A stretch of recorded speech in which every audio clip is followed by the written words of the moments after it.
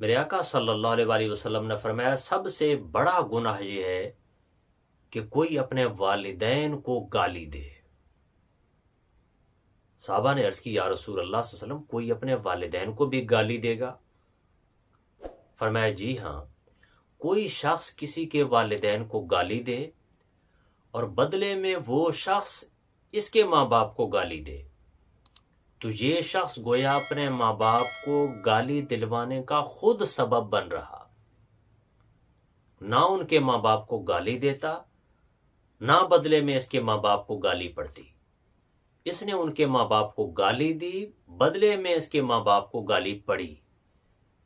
تو فرمایا یہ سب سے بڑا گناہ ہے کہ کوئی کسی کے ماں باپ کو گالی دے اور بدلے میں اس کے ماں باپ کو اس کی وجہ سے گالی پڑ جائے۔